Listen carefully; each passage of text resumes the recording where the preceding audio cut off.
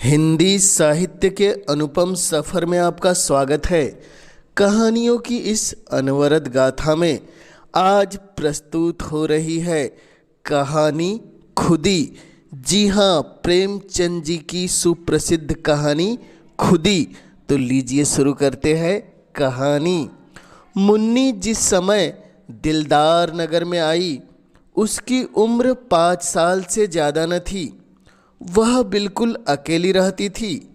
माता पिता दोनों न मालूम मर गए या कहीं परदेश चले गए थे। मुन्नी केवल इतना जानती थी कि कभी एक देवी उसे खिलाया करती थी और एक देवता उसे कंधे पर लेकर खेतों की सैर कराया करता था। पर वह इन बातों की चर्चा कुछ इस प्रकार करती थी कि जैसे उसने सपना देखा हो।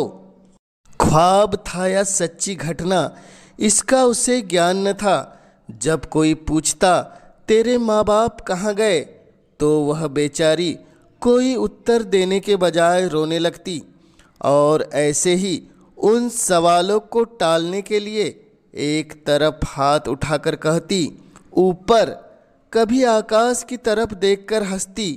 वहाँ इस ऊपर और वहाँ से उसका क्या अर्थ था, यह किसी को मालूम न होता। शायद मुन्नी को यह स्वयं भी मालूम न था। बस एक दिन लोगों ने उसे एक पेड़ के नीचे खेलता देखा और इससे अधिक उसकी बाबत किसी को कुछ पता न था। लड़की की सूरत बड़ी प्यारी थी। जो उसे देखता मोह जाता। उसे खाने पीने की कुछ चिंता न रहती।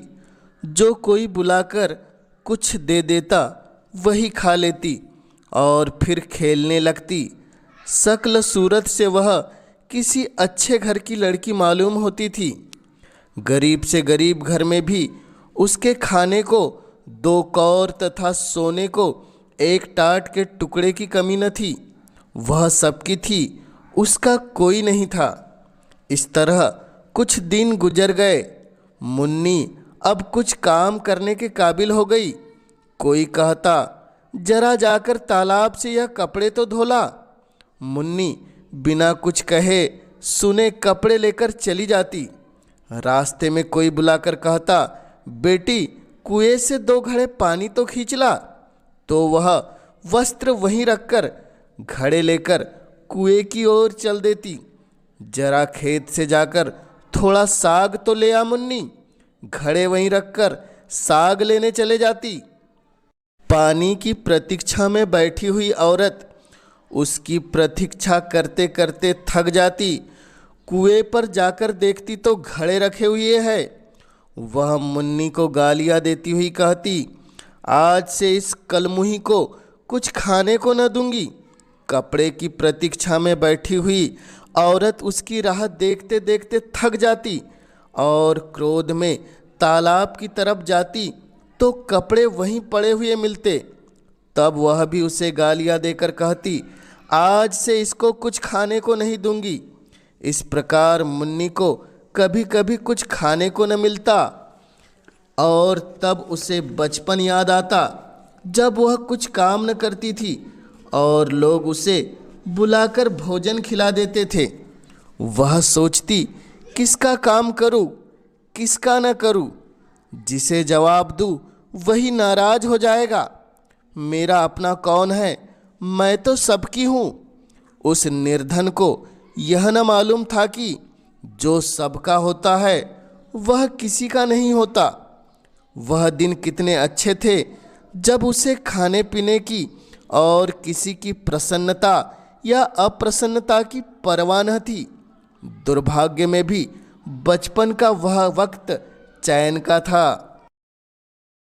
कुछ दिन और गुजरे। मुन्नी जवान हो गई।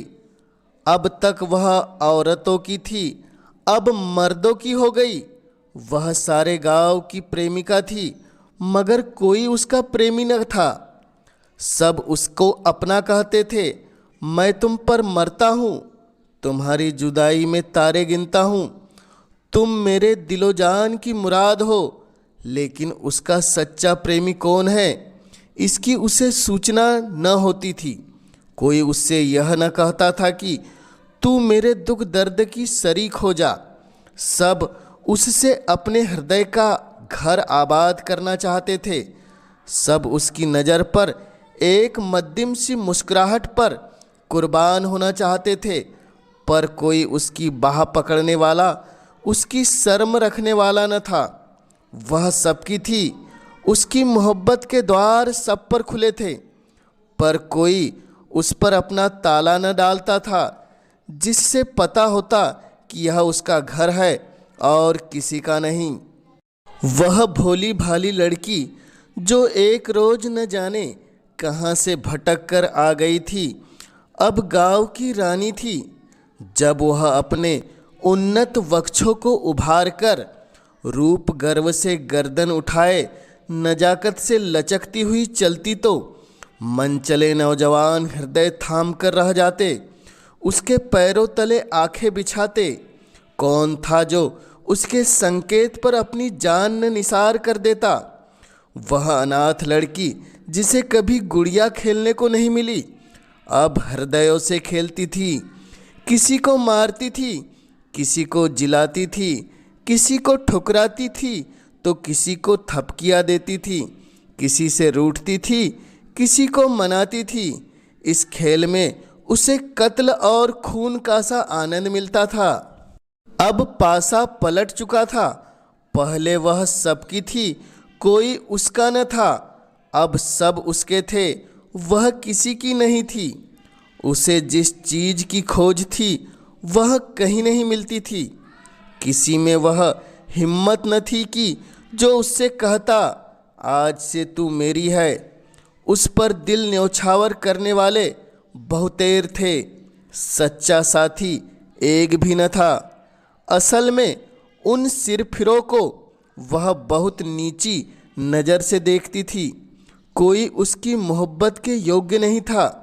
ऐसे पस्त हिम्मतों को वह खिलौनों से ज़्यादा अहमियत न देती थी, जिनका मारना और जिलाना एक मनोरंजन से ज़्यादा कुछ नहीं। जिस समय कोई नौजवान मिठाइयों के थाल और फूलों के हार लिए उसके सामने खड़ा हो जाता तो उसका दिल चाहता मुंह नोच लूं। उसे वह चीज़ें कालकुट हलाहल जैसी लगती। उनकी जगह वह रूखी रोटियां चाहती थी, सच्चे प्यार में डूबी हुई। गहनों और असरफियों के ढेर उसे बिच्छू के डंक जैसे लगते। उनके बदले वह सच्चे दिल के अंदर से निकली हुई बातें चाहती थी, जिनमें प्रेम की सुगंध और सच्चाई का गीत हो। उसे रहने को महल मिलते थे, पहनने को रेशम, खाने को एक से एक व्यंजन, पर उसे इन वस्तुओं की आकांक्षा न थी। उसे आकांक्षा थी फूस के झोपड़े, मोटे मोटे रूखे सूखे खाने की। उसे प्राणघातक सिद्धियों से प्राण पोषक निषेध कहीं अधिक प्रिय थे। खुली हवा के मुकाबले में बंद पिंजरा कहीं अधिक चहेता था। एक रोज एक परदेसी गांव में आ निकला। बहुत ही कमजोर दीनहीन आदमी था। एक पेड़ के नीचे सत्तू खाकर लेटा। एकाएक मुन्नी उधर से जा निकली।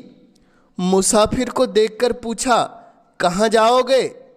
मुसाफिर ने बेरुखी से उत्तर दिया, जहन्नुम। मुन्नी ने मुस्कुराकर कहा, क्यों, क्या संसार में जगह नहीं? औरों के लिए होगी, मेरे लिए तो नहीं। दिल पर कोई चोट लगी है? मुसाफिर ने जहरीली हंसी हंसकर कहा, बदनसीबों की किस्मत में और क्या होता है? रोना धोना, डूब मरना, यही उनकी जिंदगी का खुलासा होता है। पहली 2 मंजिल तो तय कर चुका, अब तीसरी मंजिल और शेष है। कोई दिन वह पूरी हो जाएगी, भगवान ने चाहा तो बहुत जल्द। यह एक चोट खाए हुए दिल के शब्द थे। अवश्य उसके पहलू में दिल है, वरना यह दर्द कहाँ से आता? मुन्नी बहुत दिनों से दिल की तलाश कर रही थी। बोली, कहीं और वफा की खोज क्यों नहीं करते? मुसाफिर ने निराशा के भाव में जवाब दिया, मेरी तकदीर में नहीं, वरना मेरा क्या बना बनाया घोंसला उजड़ जाता। दौलत मेरे पास नहीं, रूप रंग मेरे पास नहीं, फिर वफा की देवी मुझ पर क्यों मेहरबान होने लगी? पहले समझता था वफा दिल के बदले में मिलती है, अब पता हुआ और चीज़ों की तरह भी सोने चांदी से खरीदी जा सकती है। मुन्नी को मालूम हुआ मेरी निगाहों ने धोखा खाया था। मुसाफिर बहुत काला नहीं, केवल सांवला, उसका नाक नक्शा भी उसे आकर्षक जान पड़ा। बोली, नहीं, यह बात नहीं, तुम्हारा पहला विचार ठीक था। यह कहकर मुन्नी चली गई। उसके दिल के भाव उसके संयम से बाहर हो रहे थे। मुसाफिर किसी विचार में डूब गया। वह इस सुंदरी की बातों पर गौर कर रहा था। क्या सचमुच यहाँ वफा मिलेगी? क्या यहाँ भी किस्मत धोखा न देगी? मुसाफिर ने रात उसी गांव में काटी। वह दूसरे रोज भी न गया। तीसरे दिन उसने एक फूस का झोपड़ा खड़ा किया। मुन्नी ने कहा, यह झोपड़ा किसके लिए बनाते हो? मुसाफिर ने कहा, जिससे वफा की आशा है। मुन्नी ने कहा, चले तो नहीं जाओगे? मुसाफिर ने कहा, झोपड़ा तो रहेगा, खाली घर में तो भूत रहते हैं। अपने प्यारे का भूत भी प्यारा लगता है। दूसरे रोज से मुन्नी उस झोपड़े में रहने लगी। लोगों को देखकर ताज्जुब होता था। मुन्नी उस झोपड़े में कैसे रह सकती है? वह उस भोले मुसाफिर को अवश्य दगा देगी। यह आम ख्याल था, मगर मुन्नी फूली न समाती थी। वह न कभी इतनी खूबसूरत दिखाई पड़ती थी, न इतनी खुश। उसे एक ऐसा आदमी मिल गया था जिसके पहलू में हृदय था। लेकिन मुसाफिर को दूसरे दिन यह फिक्र हुई कि कहीं यहाँ भी वही अभागा दिन न देखना पड़े। रूप में वफा कहाँ, उसे स्मरण हो गया। पहले भी इसी प्रकार की बातें हुई थी, ऐसी ही कसम खाई गई थी, एक दूसरे से वादे किए गए थे। लेकिन उन कच्चे धागों को टूटते कितनी देर लगी? वह धागे क्या फिर न टूट जाएंगे? उसके क्षणिक मजे का समय बहुत जल्द बीत गया और फिर वही मायूसी उसके दिल पर छा गई। इस मरहम से भी उसके जिगर का जख्म न भरा। तीसरे दिन वह सारे दिन उदास और चिंतित बैठा रहा और चौथे रोज लापता हो गया। उसकी यादगार केवल उसकी फूस की झोपड़ी रह गई। मुन्नी दिन भर उसका रास्ता देखती रही। उसे उम्मीद थी कि वह जरूर आएगा, किंतु महीने गुजर गए और मुसाफिर न लौटा। कोई खत भी न आया, लेकिन मुन्नी को आशा थी वह जरूर आएगा। साल गुजर गया। पेड़ों में नई नई कोपलें निकली, फूल खिले, फल लगे, काली घटाएं आई, बिजली चमकी, यहाँ तक कि जाड़ा भी निकल गया और मुसाफिर न लौटा। लेकिन मुन्नी को अब भी उसके आने की उम्मीद थी। वह जरा भी फिक्रमंद न थी, भयभीत न थी। वह दिन भर मजदूरी करती और शाम को झोपड़े में पड़ी रहती, किंतु वह झोपड़ा अब एक सुरक्षित किला था, जहाँ सिरफिरों के नज़र के पाँव भी लंगड़े हो जाते थे। एक रोज वह सर पर लकड़ी का गट्ठा लिए चली आती थी। एक रसिया ने छेड़खानी की, मुन्नी, क्यों अपने सुकुमार जिस्म के साथ यह अन्याय करती हो? तुम्हारी एक कृपा दृष्टि पर इस लकड़ी के बराबर सोना न्यौछावर कर सकता हूँ। मुन्नी ने बड़ी नफरत के साथ कहा, तुम्हारा सोना तुम्हें मुबारक हो, यहाँ अपनी मेहनत पर भरोसा है। क्यों इतना इतराती हो? अब वह लौटकर कभी नहीं आएगा। मुन्नी ने झोपड़े की तरफ संकेत करके कहा, वह गया कहाँ जो लौट कर आएगा? मेरा होकर वह फिर कहाँ जा सकता है? वह तो मेरे मन में बैठा हुआ है। इस प्रकार एक दिन एक और प्रेमीजन ने कहा, तुम्हारे लिए मेरा महल हाजिर है, इस टूटे फूटे झोपड़े के अंदर क्यों पड़ी हो? मुन्नी ने गर्व से कहा, इस झोपड़े पर 1,00,000 महल न्यौछावर है। यहाँ मैंने वह वस्तु पाई है जो कहीं न मिली थी और न मिल सकती है। यह झोपड़ा नहीं है, मेरे प्यारे का दिल है। इस झोपड़े में मुन्नी ने 70 वर्ष काटे। मरने के दिन तक उसे मुसाफिर के लौटने की आशा थी। उसकी आखिरी निगाहें द्वार की तरफ लगी हुई थी। उसके खरीदारों में कुछ तो मर गए, कुछ जिंदा है, लेकिन जिस दिन से वह एक की हो गई, उसी रोज उसके चेहरे पर दीप्ति दिखाई पड़ी, जिसकी तरफ देखते ही वासना की आंखें अंधी हो जाती। खुदी जब जाग जाती है तो दिल की कमजोरियां उसके पास आती हुई डरती है। तो यह थी प्रेमचंद जी की मशहूर कहानी खुदी। जो आपको कैसी लगी कमेंट्स के माध्यम से हमें ज़रूर बतलाएं, और पहली बार इस चैनल पर आए हैं तो इसे ज़रूर कर दे सब्सक्राइब, ताकि हिंदी साहित्य के महान कहानीकारों की विशेष कहानियाँ आप तक सबसे पहले पहुँचे। कहानी में बने रहने के लिए आप सभी श्रोताओं का पूरे दिल से धन्यवाद।